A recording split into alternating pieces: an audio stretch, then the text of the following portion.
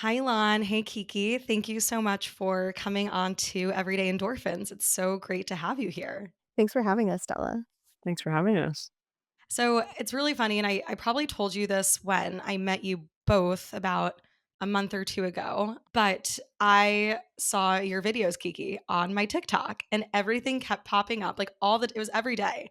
I'd get a video about how I quit my job in private equity to start a yogurt company, which is a great hook, by the way, which I'm sure you know. I was like, oh, this is interesting. So I kind of started to follow along, and it was so wonderful to get to meet the both of you during one of my friend's community walks. Izzy has this like amazing community where she hosts these wellness entrepreneurial walks with people in the wellness entrepreneurial community.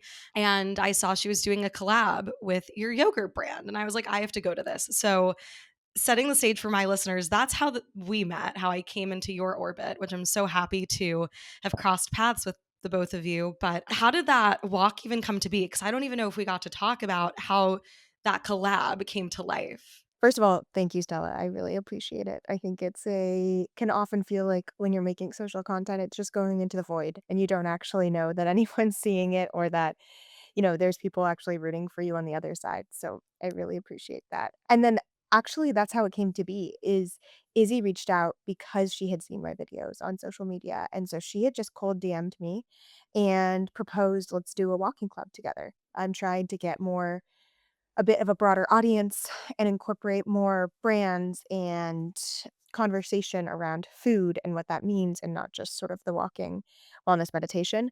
And they naturally pair very well together, given we are sort of a gut healthy yogurt. I think there is often an association with sort of a deeper awareness and a mindfulness as you're eating. And so it felt really natural.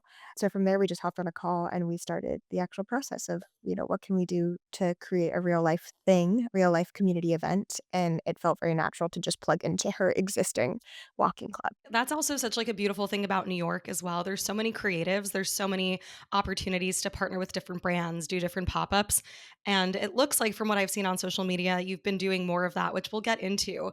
But I want to backtrack a little bit and just start at the founding story of Benny. So, I got to hear a little bit of the gist of this story during the walking club, but I would love to hear from the two of you how this concept came to life and how the two of you met and decided, like, I'm going to build this brand. Yeah, it's a good question. So, a couple of years ago, I was facing a whole host of gut health issues, as most people do, especially around our age. And this manifested for me like kind of predictable ways, like feeling bloated, had brain fog, digestion issues, all of the above. But what really kind of got my attention was when I got a hormone panel done and saw that all my hormones are really low. And that was pretty concerning considering early 20s, like hormones should not be low. So when I started to uncover like how do you actually hear hormones, I learned that a ton of the roads led to the microbiome. And it turns out a lot of your hormone production stems from the microbiome. There's this whole connection between your gut and the brain. And so that sprung me down this rabbit hole of learning about the microbiome and gut health and just how pivotal of a role these like trillions and trillions of tiny bacteria play in our overall health and well-being. And so what I did was tried to figure out how can you actually heal your gut, especially in America where our diet and lifestyles aren't really conducive to having healthy guts. And one of the things I learned was the best way to do so is by taking probiotics. And ideally, you get probiotics from foods that you eat as opposed to a supplement or a pill or a powder form.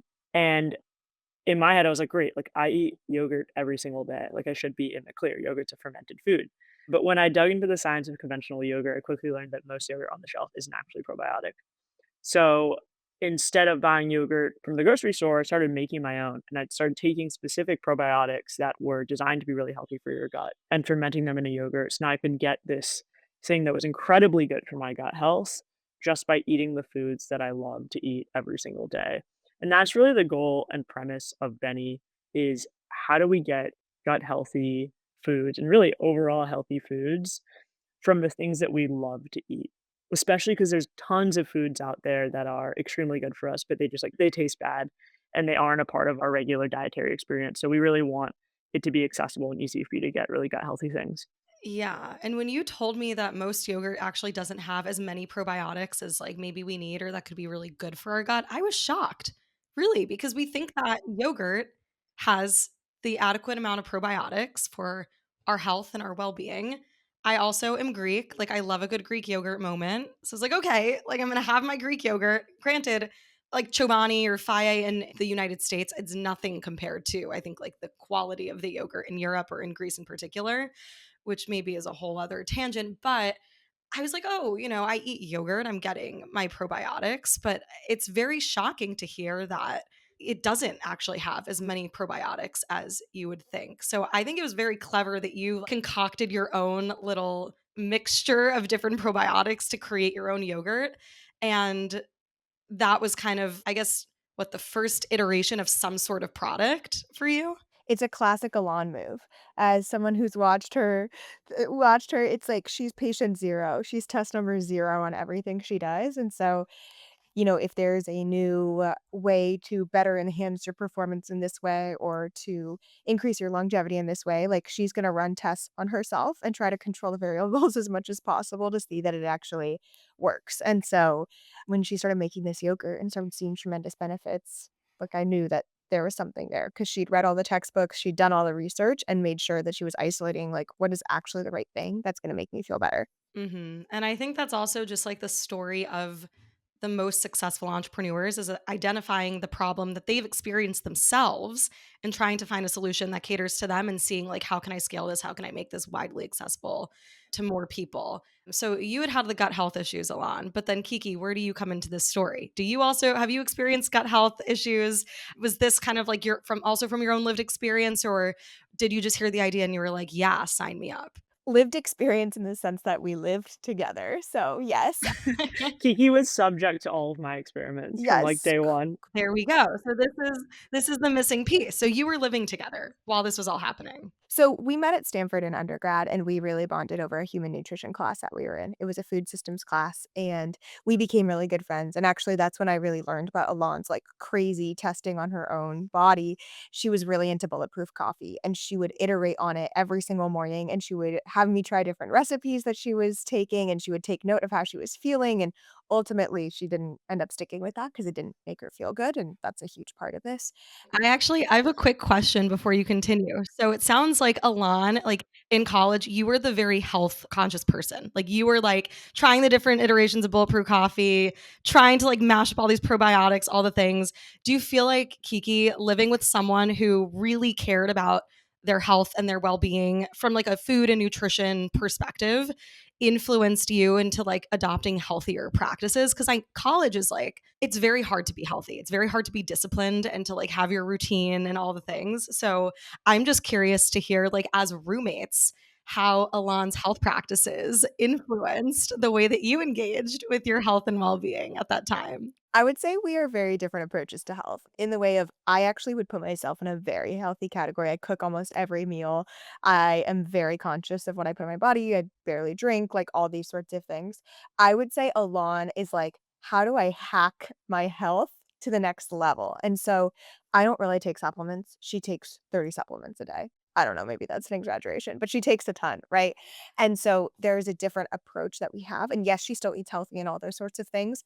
But I would say I fall into, like, the balanced category of generally, I'm in tune with my body. I'm not taking all the tests and seeing that, like, on a blood panel, I am in the top 1% range of my health and longevity. But I think that's why yogurt speaks to me so much is it's something that's I already eat every single day. I can get good protein, low carbs, all these good vitamins that come from this organic milk.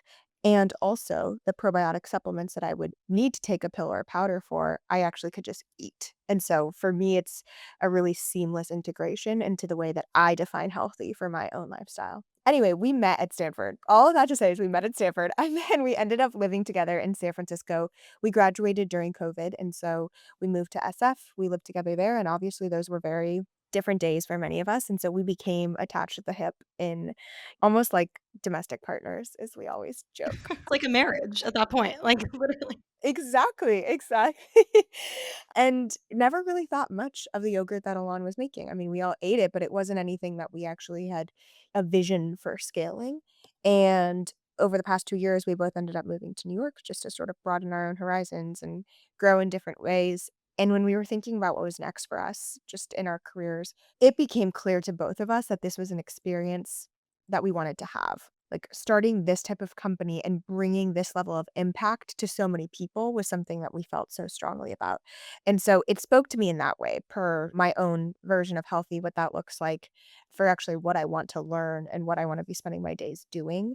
This felt like a very natural fit for what it should be. In addition to, my dad grew up on a dairy farm. I grew up in Sonoma, which is very agriculture. I studied human biology with sort of a specific focus in food systems. So this felt like almost a homecoming in terms of how I would focus my energy. Yeah, I mean, that's also really important context too, because clearly there is some sort of passion pre testing of this, homemade yogurt, right? Like it's still very much a part of you and your passions and in your interests and the way that you were raised. So I like that, like this idea of it being a homecoming kind of like full circle. But to move to New York, which is an incredibly expensive city, I mean, I guess San Francisco is also pretty expensive too, but like coming to New York, starting this new chapter of your life, and then deciding to quit your job to take a big risk is difficult. It's really hard to do. What I do love about New York, it's a very creative space and there's a huge entrepreneurial community. So there are a lot of people I'm sure that you can like lean on for support and like find solace in a lot of other people also pursuing similar paths. But regardless of that environment, like it is really difficult to take that risk psychologically. At least for me, it would be to take the risk of leaving my full time job to quote unquote pursue my passion or to want to start my own company and kind of go full speed ahead. So, what was that decision making process like for you? How did you come to the conclusion that you both were ready to pivot in life and to try this out? Did that come with doubts? Did that come with, I'm sure it came with anxiety and stress and all the things, but I'd love to hear a little bit more about what that initial thought process was like and the transition for the two of you. Yeah, it's definitely a challenging and very long and reflective process to do something like that. So I think, as you know, Kiki has a background in private equity and worked at a private equity company for 4.5 years. I studied computer science at Stanford and so ended up as a product manager at a tech company over the same duration. And so we were very much in the conventional jobs, so to speak, for college graduate students. And this was a huge change. So there's sort of 3 components to it. One is deeply understanding and digging into, like, what excites you and what drives you every day. What's gonna get you out of the bed in the morning and, like, make you so kind of excited to work on. So it's kind of like the product and the space that you're working in. 2 is, like, transparently, like, finances. Like, when you quit your job, especially for the type of business that Kiki and I are starting where it's not venture backed, venture scaled, we're not gonna, like, raise a bunch of money and use that to fuel it. Like, we're very much a very typical standard business, making a product and then trying to sell it for more than we make it. We had to kind of go into this knowing that we weren't gonna make money for the next couple of years. And do we have the sort of like savings, enough savings to actually fund our lives for that period where we don't anticipate making money? And then the third is like the product itself and like, do we actually think this product has legs and there's a potential market for it, right? Because you could be so excited about working on something and like wake up every day fired up about your art piece, but like if no one buys it, then it's not really a sustainable business. So it has to be something that you're excited about. You're in a financial place that makes you able to do it, and then like the product has enough legs where you think there's actually a market for it. And so like those were the 3 areas that we really had to focus on and deeply understand before we're able to go full time. And the way we did that was like, quite frankly, like a lot of reflections and thought processes around that and leaning on each other to dig into like the trade-offs and risks and deeply understanding what's going to make us like happy. Not only what could be a successful business, but like what can we really see ourselves doing for the next like 5, 10 years. And we're doing that nights and weekends while we're still full time at our other companies until we decided that it was enough conviction to go full time on Benny. I love that. There's a question that I want to ask based off of something that you said, but as you were sharing your decision to quit your job and to pursue this, I started to think about, because you were even talking about how it's like a very self reflective process to think about what type of work excites you, where you energized, and when you start to kind of identify those things, you can start to think about your values and like your areas of strength and all of that. And so I was thinking about this concept of like what makes work meaningful. And yesterday I actually went to a conference at NYU, their business school. It was with the initiative of purpose and flourishing. My brain is still coming down from all the knowledge I was soaking up because it was truly so good. But there was this one researcher and professor who gave a spark note, like keynote talk about why some jobs are better than others, or like why we think certain jobs are better than others. And he asked this very philosophical, rhetorical question on like what makes work meaningful. Is it meaningful because it is loved, or is it loved because it's meaningful? And I want to pause there because I feel like it's a very deep question and I couldn't even answer it. Like, how do we define meaningful work? Is it because we were raised in this environment? We went to prestigious universities. We're in cities where it's very competitive and everyone's in IB or private equity or this or that consulting. And we're praised because we're in these industries? Or is it possible to find meaning out of the love of what you're doing? And so when you pause and just think about that question, how does that resonate or land with you when you think about your background in the corporate space and what you both have done and how you're now approaching entrepreneurship?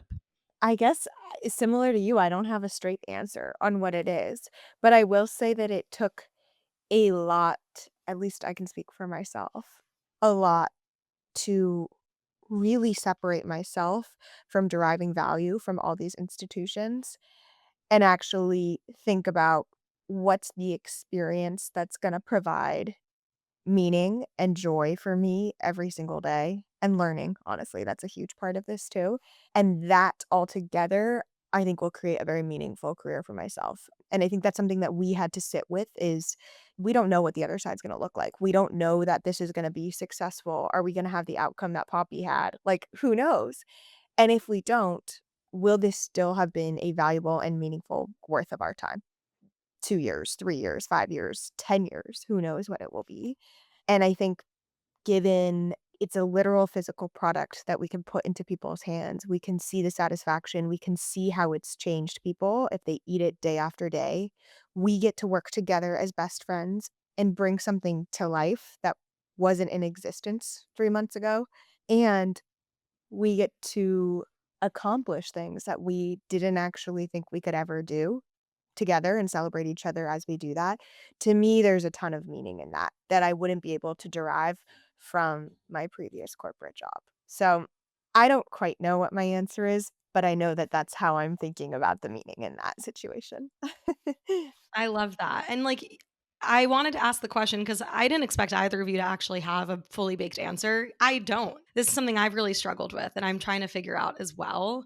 It's like, where do you derive meaning in different parts of your career and different things that you do and different experiences that you have? How do you value that? Right. I mean, these are very hard questions to answer, but I was curious to just hear your initial thinking around it because, of course, that can change over time. As you continue to build and grow, meaning might look different, right? Like as this continues to progress. I also feel like in the context of meaningful and things that have meaning to you, it's like it's super subjective, like, as in subjective to what you find meaningful, right? So, like, part of the motivation and why I felt so excited and Kiki felt so excited about working on Benny is because it sat at the intersection of the 2 things that I was spending the most time on and love the most, which is health and food. As you can probably tell, like, I was spending a ton of time in health and, like, doing these experiments and researching health, but then also, like, Kiki and I are big foodies. Like, I worked in restaurants, Kiki cooks all the time, we throw, like, big dinner parties, like, we love food and the way that food brings people together and is social, and Benny sat at the intersection of those 2 things, which is why it felt so perfect as a product.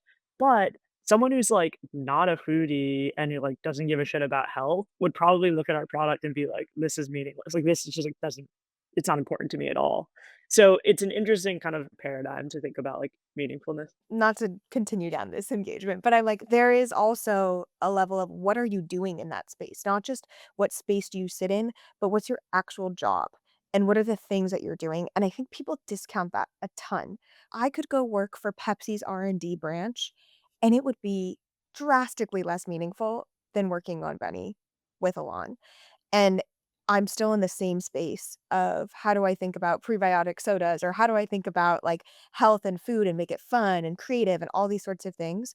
But at the end of the day, so much of this meaning is also bringing in that $1 in our bank account from something we created. And I think there's something there too that is discounted in the broader conversation. And I think that is like entrepreneurial. It's building. It's having a thought in your head become crystallized as a thing, right? That other people can experience.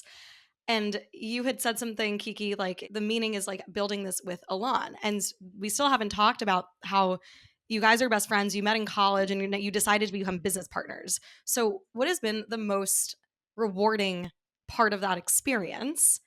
And on the flip side, where do the challenges arise when you're living and breathing the same mission and passion and goals with someone that you're super close to? Where's there the excitement and where is there the difficulty with that? I'll just start with the difficulty one that actually just came up with my boyfriend last night, which is I've become a bad conversationalist since starting Benny. Alon and I have talked about this a little bit, but I've really noticed it. I'm obsessed with something and I live in the world of yogurt with Alon. Does anyone else give a shit about yogurt this much? In some ways, yes, because they think the project is super cool and they think what we're building is really interesting and why we've decided to do this. But beyond that, no. And I think it's really easy to stay in our heads and stay in our relationship between me and Alon and fire off all of these interesting things and create this universe of interesting yogurt world. And that's all I can think about and all I can talk about. And really, very few other people care so deeply, which is why we're so well suited to do this. But also, a huge challenge is to maintain grounding and context to the outside world. And that makes it sound so dramatic. But if I were to choose one thing that I'm thinking about right now, I think being in it with a friend almost heightens that. Yeah. I think that one of the superpowers that we get from being best friend co-founders, and for what it's worth, I think most people would advise against doing what we're doing. They would say, like, it's not smart to start a company with your best friend, like, your relationship can blow up, and it's effectively, like, the second most intimate relationship that you will have with someone aside from, like, your romantic partner because, we're kind of building, like, a baby together, for lack of a better word. But I think on the flip side, a superpower that we gain from that is just like really transparent feedback that we can give each other. And what I mean by that is we have a foundational relationship already built over the course of the past like 7 to 10 years. And not 10 years, we're not that old. Built over the past like five, yeah. But because of that, we're able to give each other feedback in a way that we know comes from a place of love. And I'll give you a concrete example. Like in the early days, obviously, like Kiki's our social media star. In the early days, like I would like make this little video and be like, Kiki, what do you think? And she'd be like, Mom, that's bad. Like you can't post that. And I'd be like, okay, yeah, like that's so fair. And because like we're best friends, she can give me that really candid feedback. And I like take no offense to it. I'm like, we are looking out for each other's best interests. Whereas if we were just co-founders that had met on the basis of us building a company together, I think it'd be more difficult to give really raw, candid feedback without tarnishing the relationship. And I think that's just been something that has enabled us to move really quickly and build the best product we can build because we can give that raw feedback to each other. Yeah, that's such a good point. It's really hard, I think, if you don't have that foundation of trust to be able to feel like it's safe to be honest and to be direct. And it's really hard to actually be honest. I know I struggle with like being really direct and honest in my communication, or rather, like in what I need or how I feel about certain things across all types of relationships. And oddly enough, I've felt there have been experiences in the past in my life where it was harder for me to be super direct and honest with the people I was closest with. So it's interesting that you found it to be easier because you're so close and you've had this long-standing friendship before launching Benny. Like that foundation actually made it easier, because for me in certain instances I've actually found it to be harder to be really honest with like some of my closest friends. And I don't know why that is, but like maybe it feels like the stakes are higher when you are like giving someone that you are really close with like a hard truth, or a hard truth that it's hard for you to even accept. I totally agree with that. I think that's why it's like, don't build a company with your best friend, but I think there are some best friends that you can build a company with. And I think that's how I feel, or at least we feel together is I agree. There are some difficult conversations that I put off with other friends versus with a lawn. I think there is always an underlying level of respect that we have for each other. And also a lack of competition that we have, which I think is a really important thing, is in deep acceptance for the strengths of the other person and knowing that we are very similar, but also very different. And we're never going to be competing in the same realm because of those things. And I think it makes feedback a lot easier too, because a piece of feedback for her is in no way a dig, is in no way a manifestation of an insecurity. It is truly just to make our company and make ourselves better. And I think that's a really important part of this is sometimes in other friendships, I have found that there's like that slight component, especially with women. And so this is really doesn't have that. Yeah, I think that's a really important call out, especially with the ability to identify where your strengths are and to give each other the permission to lean into that. Kiki, you're the social media person. And that's fantastic because it's in the benefit of the company as a whole, right? And Elan, like you're deep, I feel like, in the expertise and like, I mean, you tell me more because I think we talked a little bit about it actually during the walk, but given your background too and like being a product manager, like I feel like maybe you take more of like the business perspective around the brand as well. Yeah, I think the way we see CPG businesses is sort of like 2 pivotal areas that you need to, like, do really, really well in order to succeed. And one is, like, marketing and distribution, which is, like, Kiki's the engine for this. I think one of my favorite quotes is, "The best product doesn't win, the good enough product with the best distribution wins." And I think that's, like, really, really key, especially in consumer.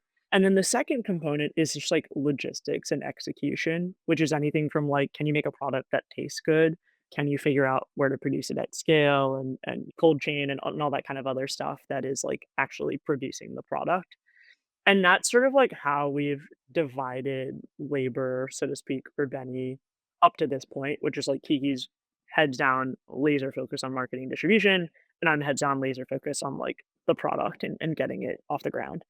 And this has just been extraordinarily helpful. I think we often say like we could not do this without each other. I could be making the best product in the world, but like if no one knows about it, it doesn't matter. And Kiki could be like going viral like crazy, but if she's not actually building a product, then it doesn't matter. So we kind of need each other in this way, and it's really important, especially in consumer. Yeah, definitely. Not to bring it back to this NYU conference, but it's just all very top of mind for me. There was another talk about creating organizations that flourish. So employees flourishing and feeling a sense of purpose in the work that they're doing. And a big component of that is the sense of mattering, like feeling like you matter. And what I'm hearing you say, Elan, is like, if it wasn't for Kiki, then XYZ wouldn't happen. And what Kiki's saying is if it wasn't for Elan, then XYZ wouldn't happen either. So clearly there's like a strong sense of mattering to one another and to the broader mission that you're trying to accomplish. And I think that's so important. And that is what will give longevity to what you're building. So I love what I'm hearing. I want to pivot a little and talk about where your aspirations are as you're continuing to build. And I know you haven't launched yet, more towards like an mid to end of 2025 horizon, but can you talk a little bit about where you're at in the process right now and what you're most excited for as we move throughout this year? So the way we've sort of taken an approach to like the CPG business, especially for us, we've probably selected the hardest consumer product you can choose, being that it's like a dairy perishable, like animal based product that, relies on very short shelf lives. And so, given that, we decided to take a pretty different approach to CPG, which is that instead of going and producing the product and packaging and then trying to get retailers to sell it and then distribute it to people, we flipped it on its head and we're like, okay, how can we build demand and distribution before we even have a product? So that by the time we go to production at large volumes, there's already like a line out the door, so to speak, of people who are excited and ready to buy the product. And we don't have the privilege of just being shelf stable where like we could produce a ton and throw it in a storage unit and then sell it over time. So like we need to have that the people who want to buy it ready to go once we're producing. And so that's been the focus. Now we're at a point where we've built up a wait list of like hundreds and hundreds of people in New York City who are like eager and ready to try our yogurt. And we've even gotten inbound from grocery stores and small retailers who like are asking if they can carry it and offices and whatnot, which is amazing, but now we have to produce. So the number one focus right now for us is like getting to production as quickly as possible and finding the right partner to help us produce. I think that's such a clever approach. It reminds me of at least how observed Othership launch in New York City. So they started, I'm sure the both of you are familiar with Othership, the sauna cold plunge studio. For those who are listening and they don't know what it is such an incredible community and third space. That's kind of the way I like to think of it. I actually interviewed one of the co founders and did an event with them And I'm also an ambassador, so shameless plug. If anyone wants to go, I have a discount code. It's in my bio. But what I will say is like they are Toronto based. They came to New York in the spring, summer of 2024 and were offering like these pre-opening class experiences which generated so much hype in the community. And then when they finally did launch, classes were just sold out. And so the point I'm trying to make is when you really hone in on building the hype and the community and the buy-in from people, it can kind of help set you up for more success when you actually go to launch and have the physical product or the actual experience, because you already have a community of people that are like buying into this concept and idea. If I were to have done the podcast differently, I feel like I would have focused on, I guess, becoming more of an influencer first and then deciding to launch an interview based platform.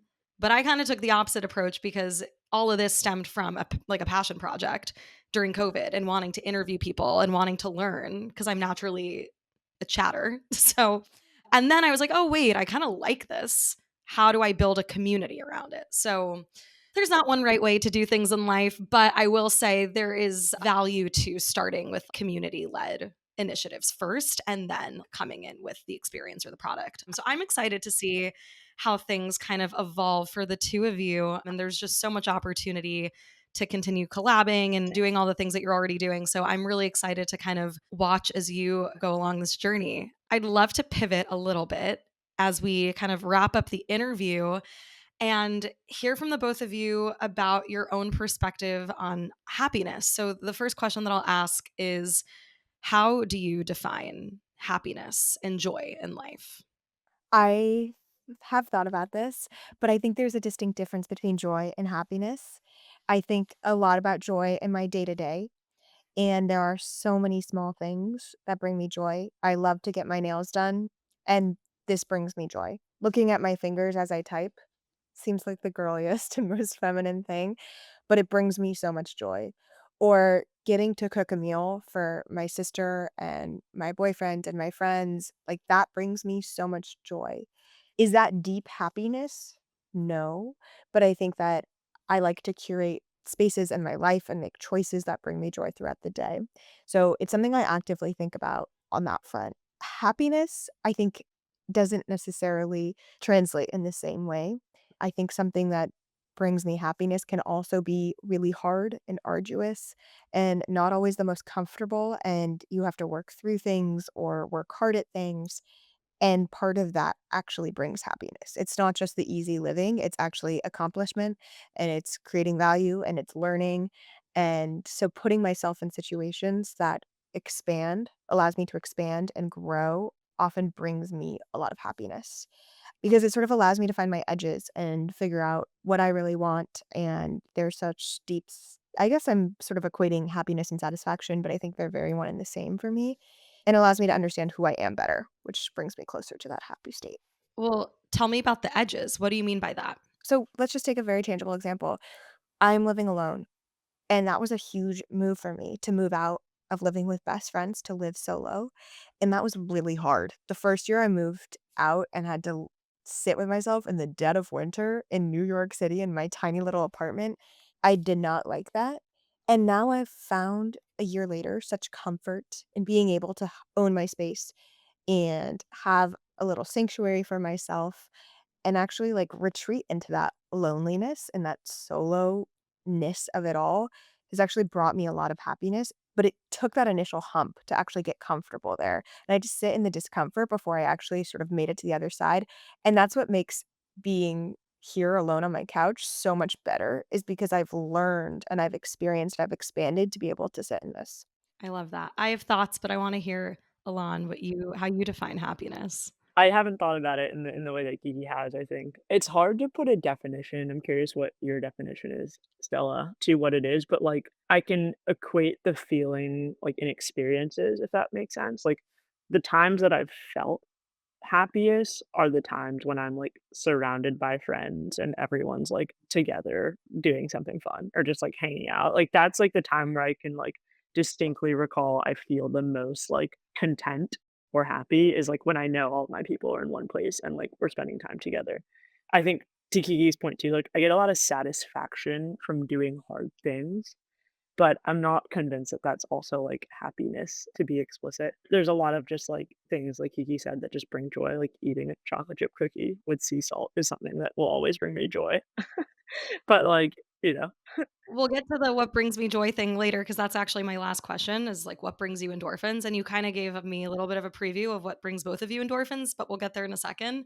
So lots of follow-up thoughts. Well, I'll go to yours first, Alon, because as I explain my thoughts, I will share my answer too. So I would argue that the reason that you probably feel happiest in moments of being with your friends altogether is because A, you're present. You are grounded in where your feet are right in that moment. We are so distracted, especially living in a city like New York and growing up with social media, basically. And now being on social media all the time, not only do you use it for your personal life, but also for your business, right? There's a push and pull there to be tied to our phones in that way. So we don't often actually create opportunity in life, especially in our age range and this generation in particular, to be present, like to sit with ourselves. And that goes back to your point, Kiki, like being alone, right? Like, how do we learn to enjoy our own company? But then when we think about this concept of being present, the act of being present, I think, eradicates any sort of anxiety because you're not future tripping and then you're not like ruminating on the past, which is more so like depression. So, anyways, all that goes to say, I think presence is probably one of the reasons why you feel happy in those moments. And the second is connection because you're around people that make you feel good. And the research in positive psychology points to this exact experience where one of the strongest predictors to our well being and our satisfaction in life is the strength of our interpersonal relationships.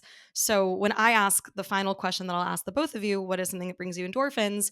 The most common response that I get has something to do with either A, connecting with oneself, or B, connecting with other people. So it goes back to this point on relationships actually being very centric to feeling a sense of happiness that is a sustained feeling of happiness in one's lifetime.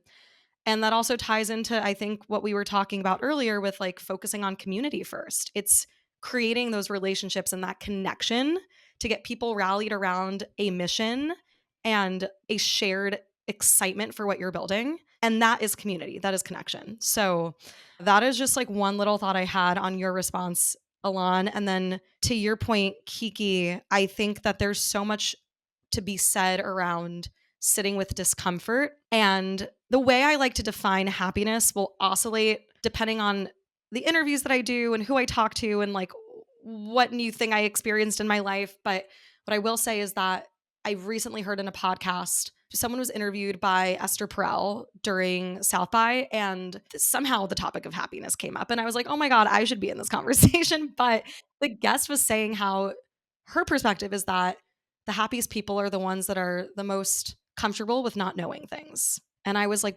yeah, yeah. Why is that? Oh, it's because we surrender to not knowing. We are accepting what is, and we're not trying to control every little aspect of our lives. We're okay with sitting with the discomfort, with sitting alongside the unknown and the ambiguity. I think that that's what brings a sense of true happiness in life is learning how to dance alongside all the shit that you can't control, which is different than joy. It's those little cherry picked moments that give you that sense of endorphins and like happiness and joy. So, to that point, what are things in life that give you endorphins? Let's ground it on like what's one thing that maybe you do every day, like a ritual, a practice, whatever it is for you. What's that one thing that brings you a bit of endorphins every day? I'm laughing because I know what Alon's answer is gonna be. Wait, do you wanna you say it. CrossFit, working out. Is exercise, yeah, it's exercise. Yeah, Kiki knows. This points back to the research. I love it. It's interesting you said that, like, endorphins kind of come from, like, connection and being with people and having those moments. I would also argue that you can get, like, pretty good endorphins from, like, physical things, whether it be, like, exercise and doing, like, a hard workout and the feeling you get after, or, like, eating something that you really love, and it's, like, kind of like this physical sensation that you get from eating that thing. But, yeah, I think the everyday thing that will always give me endorphins is exercise. Yeah, I love it. I also, the days that I move my body, I'm way happier. So I stand by that. What about you, Kiki? Yeah, I agree with Alon's for what it's worth, but to keep it different, I would say it is I mean, it is the connection, so it's like, oh, hanging out with seeing my sister, my boyfriend, or Elan. Like, those are, like, my 3 anchors that always I know can give me the hits. And then the last one is reading. Reading before bed, it doesn't just calm me, but it gives me such a sense of pleasure, and that's the best. I could learn a thing or two from you because I need to read more, number one. And it's good to do it before bed because it also helps me fall asleep. So maybe that will be we're already almost, well, we're not halfway through the year yet. I was going to say it's my New Year's resolution halfway, but it's never too late. Your Q2 resolution. Exactly. It's never too late to start a better habit. But I really loved your responses. And it truly was such a pleasure to get to sit down with the both of you and chat about your stories and what you're building. As I think I mentioned earlier, like I've tried Benny and I love it. And there's such a bright future ahead for what you're building. So, very excited to follow along. And to that point, where can my listeners follow along and connect with you and get on the wait list? So please follow. You can find us on socials at Couchwoman. So my last name is Couchman, but Couchwoman, I've been posting sort of my founder journey from there. And then you can follow Benny's account too at Eat Benny, EATBENY. And that's where we post events and upcoming things. And as we get product, we will be posting a lot more once we've launched. But currently it's just on mine. And then to sign up for our starter crew, which is the only place that you really can get our yogurt at this point, it's eatbenny.com/starter crew, and you'll see that in all of our bios. So give us a follow, and I'm excited to continue building in public. You'll be able to see everything we do. Amazing. Thank you both so much. This was so wonderful. Thank you, Stella. Thank you, Stella. Appreciate it.